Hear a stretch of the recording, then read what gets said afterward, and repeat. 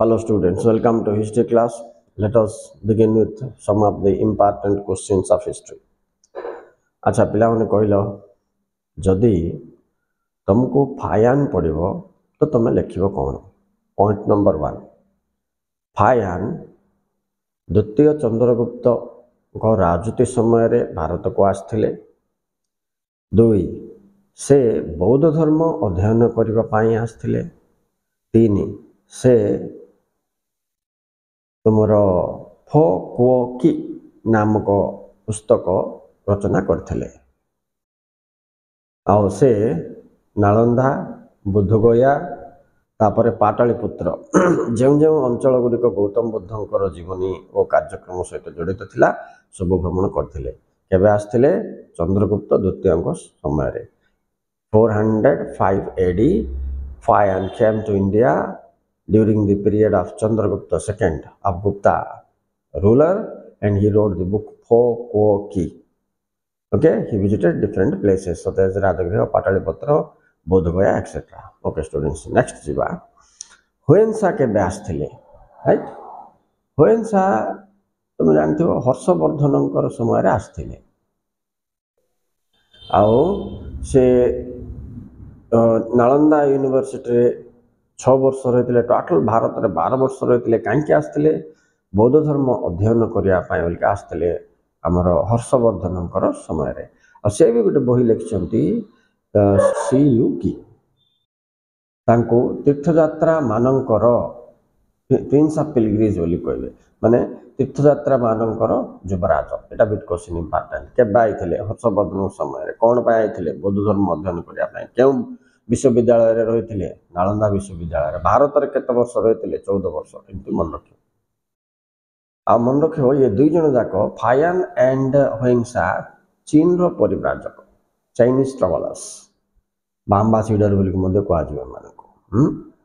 So Huensa came during the period of Harshvardhan, written the book Shiyuki, and studied Buddhism, for which he came here and stayed in the Nalanda University, which is in Bihar.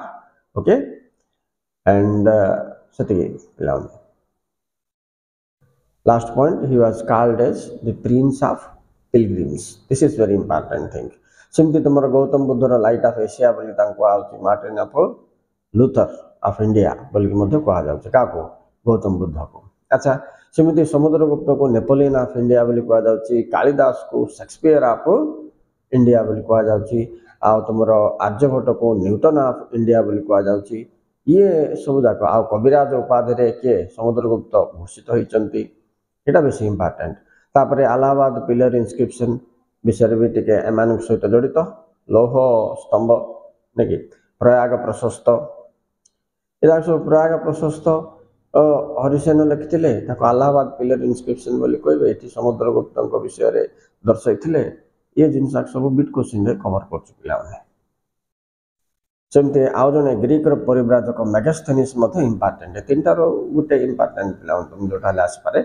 न आइले मध्ये तुमके 1 2 3 mark 1 2 mark रे मध्ये mark cover हो। Time बिल्कुल waste नहीं, एटा study करले सेटको मन रख।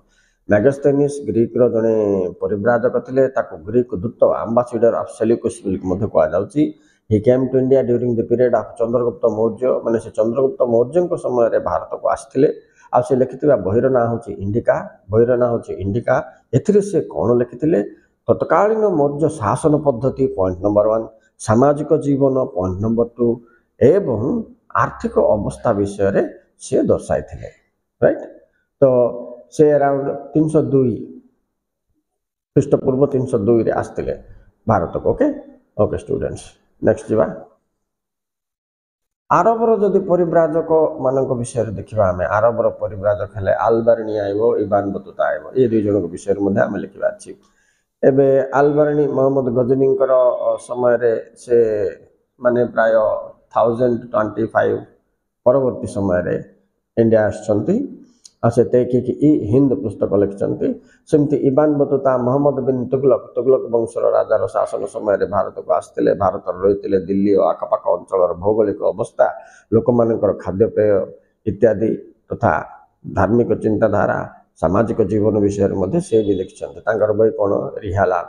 राइट, तो ए हिसाब से परिव्राजक मान एकाठी करके लिख रखिथ हेल्ले कौन काम दब जदि तुमको वैदेशिक बरणी एक साहित्यिक उपादान तुम अच्छी वैदेशिक बरणी बोलिक प्राचीन भारत इतिहास वैदेशिक बरणी विषय लिख अकाउंट्स ऑफ फॉरेन ट्रैवलर्स बोले सब जाक मिसेक लिखिद okay students thank you very much.